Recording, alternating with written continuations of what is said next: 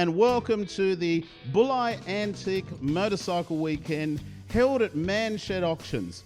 We're going to have a day of tech talks. We're going to be looking at motorcycles. We're going to be looking at motorcycle parts. We're actually going into some people's garages, and this is held at Manshed Auctions because we obviously can't have a big event.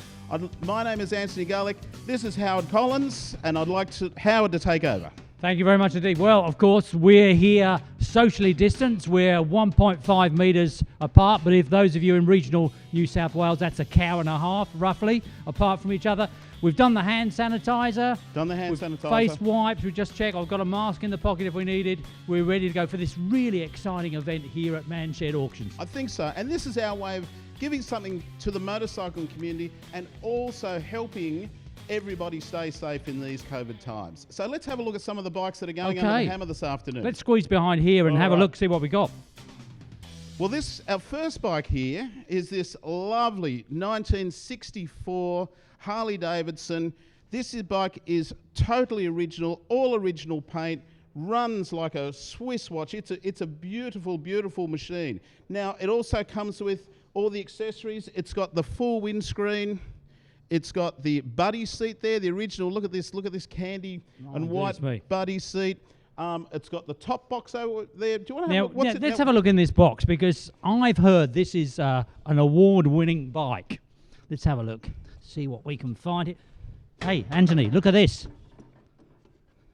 If you need a couple of comrades, you've got a spare one here, but it says Best Original Harley-Davidson Panhead. Now, this would be a wonderful, wonderful rally bike to anyone that wanted that lovely 1960s original machine. Now, moving along, almost to the opposite end of the motorcycling world, we have this Weslake engined Billy Sanders replica Speedway bike. 500 cc's, no gearbox, no brakes.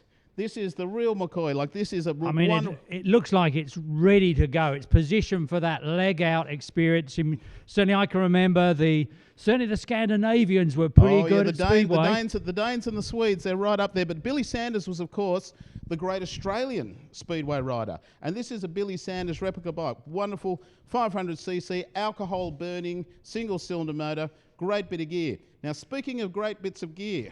Yeah, this is, I think this is built like a Swiss watch, isn't it? Why is it like a Swiss watch, Andy? Well, it's because it actually was made in Switzerland. This is a 1931 Motosocoche, 500cc, twin port, overhead valve, single cylinder machine, hand change, electric lights. This was Motosocoche's top model in 1931. I've seen this bike running. It's a gem. Very, very rare motorcycle in this country, and is going under the hammer this afternoon. Lovely bit of unique gear here. I mean, look at the casting on that. That's sort of aircraft standard and a very, very original machine. So that's worth a really good look. I think so. Now, what about this one? Looks a bit more modern. What's this? Now, to all of us as we're aging, believe it or not, this is a 1985 Harley-Davidson, but you can register this as a vintage motorcycle now. It looks new. It really new. It looks new. This thing has only done 22,000 kilometres. It's all original. Absolutely beautiful motorcycle. In fact, we could even start it. Wow. I mean, I don't know about you, but you better have a go at that. Let's have a go. Oh.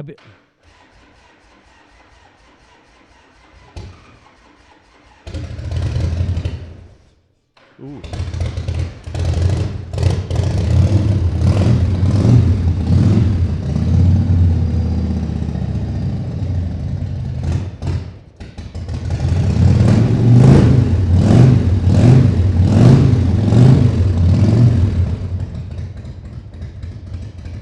I think you and I could even be in the film set of the Wild Hogs with that sound there. I think Wild Hogs, yes. Fantastic. I don't know whether you're John Travolta or who am I, but that's a fantastic machine. But this year's theme was supposed to be Japanese. Japanese bikes. I'm a bit of a Jap nut, and I'm standing here to a very, very original Kawasaki Z1000 Z1R. All original. All original. Now, what about this bike? You know, this was a mean machine.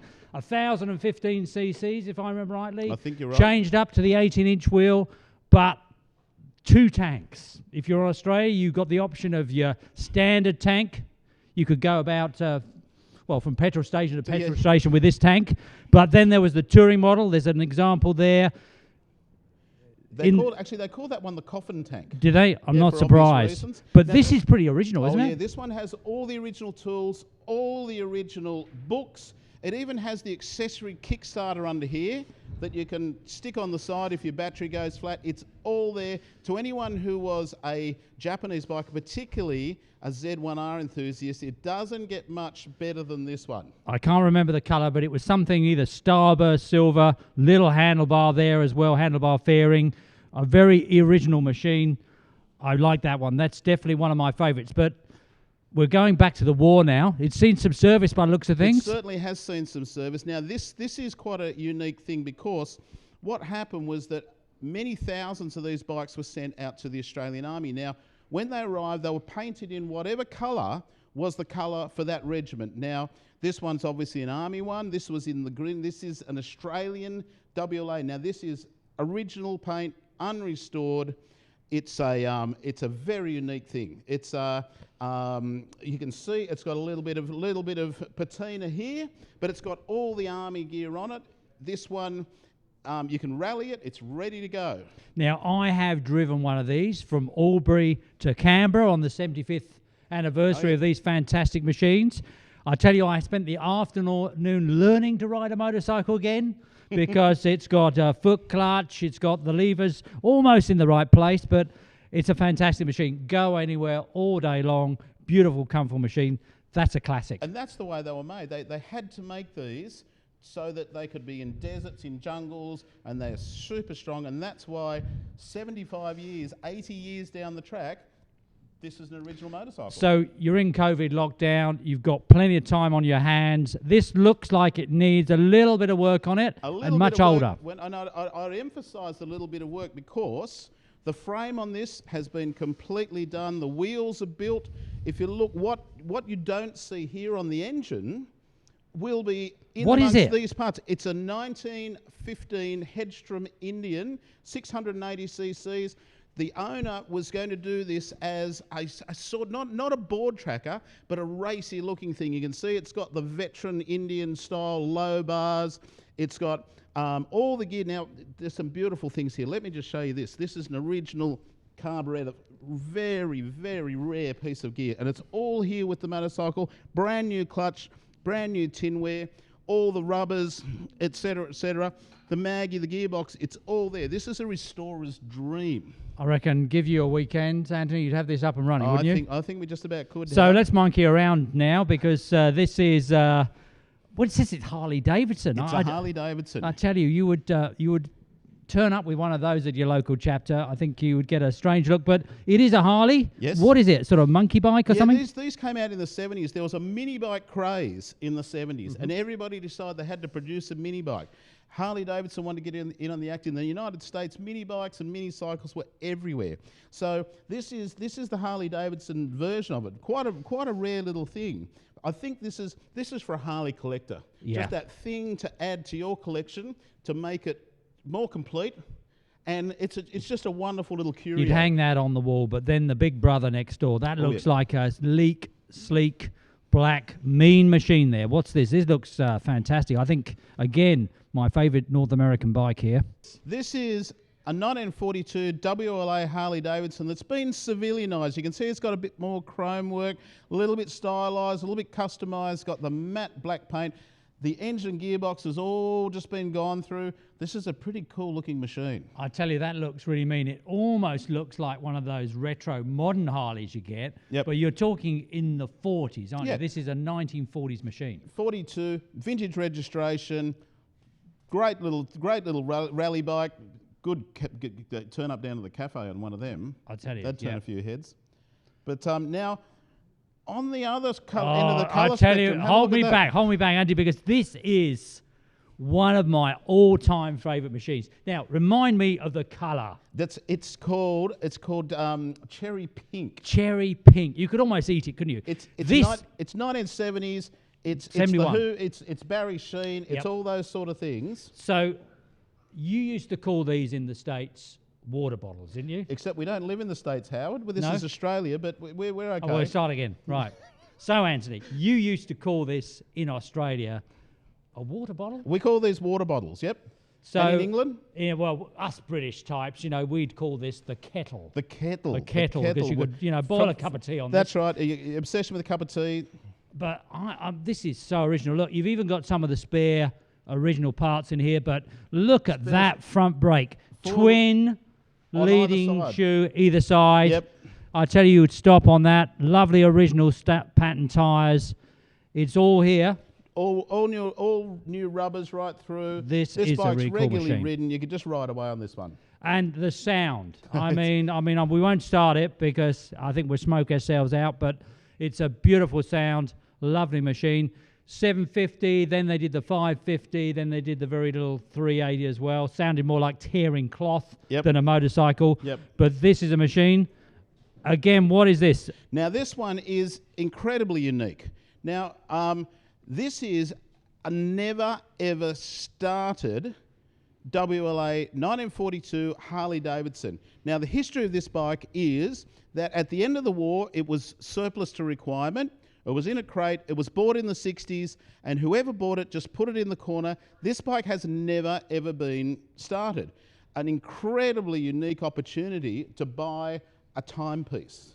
Because you know, it's as it was now. You might notice that this is a different colour. This is the colour they came to Australia in, which is the American colour, and the Australian regiments would then paint them in whatever colour they wanted it. But this is, boy oh boy, you know, like that is so rare to find something that's 80 years old. It says naught, naught, naught, naught, naught. That's right. I mean, so it's a brand new 75, 80-year-old motorcycle. Right, now, I used to think these were turbocharged, but this is an unusual model, only 2000 made. 2000 made. This was almost an experimental model. It's a fuel-injected one. Now, I'd never seen a fuel-injected one up until this one. We saw them as turbos. 1981, vintage registered. You could take this on a Sunday ride, join a club, join a vintage club, press the button, away it goes. And of course, it's almost sort of Star Wars-y, angular design, lots of angles, none of this roundness that you got the 40s. This really is a bike of its era. Oh, and of absolutely. course, 80s, they all went square. 40 years old, almost. Absolutely. 40 years old, right? I know. But we were buying these new, Howard. I know, we were. Now, I know this again, this is your era. This was the super bike that just set everyone back on their heels. Normally ridden just on the back wheel, if I remember rightly. Any traffic light you came up to, if you opened it up, you were, well, I didn't, but a lot of people did pull a few wheelies on this. In old money, if you're lucky to get 22, 25 miles per gallon, you were lucky on this. An incredible machine. Yeah, it's had a little bit of modification, but I just love the fact. These were so fast. A lot of them were used for competition. Triple cylinder two-stroke, 750 cc's. They actually nicknamed them the Widowmaker. Yeah, I can see why. It's a beautiful machine. Very simple engine. I'd imagine, again, sounding with those special aftermarket expansion chambers there, sounding really quite a classic. I remember going down to the dealership, and the test bike just had scrapes down both sides. Yep. You know, people were used to British things and much more sedated things. They'd open these things up and they'd just, you know, they'd be down the road. Kawasaki Triple. Yep, amazing machine. What about this then? Speaking of amazing machines, this is a real rarity. This is actually a horizontally opposed flat twin Harley-Davidson. Not only is it very rare, but this bike was literally wheeled out of a shed like this. They put some petrol in it, cleaned up the points, put some plugs in, and away it went. It had lived on the northern beaches of Sydney its whole life. It's again, this is a timepiece, and it's sweet, and it runs really well. It's a very, very rare opportunity to get something so original, and it's authentic. It hasn't been made of parts. This is just the way that it was wheeled out of the shed. The ultimate barn find. What year would this be? I think this is a 25. I think it's called the WF. Now, interestingly, I think I sent a picture to you too of this, where they 22. It's a 22. But what happened was there's a picture of Harley-Davidson launching this, and they've all got masks on because of the Spanish flu. Incredible. Yep. Well, hopefully there's no Spanish flu here, but I just love the fact that all the cables inside the handlebars, so beautifully sleek, a beautiful machine. I can't see a front brake there. No front brakes. American bikes didn't put front brakes on until the late 20s. Plenty of engine compression, plenty of slowing down using the There were engine. no traffic lights. No, fantastic machine and so original. That is. But what about this? Does this go on water or is it? This is like something out of Summer Holiday. It's we saw the little mini bike over here. This was Harley-Davidson's chance at the scooter market, and they did it in a very Harley way. They've got the lovely Harley grips here. If you look at all the chrome detail around here, you know, like they were doing on the Cadillacs and the Buicks of the time, this is a very, very rare machine, and one that sort of epitomises that late 50s, early 60s styling.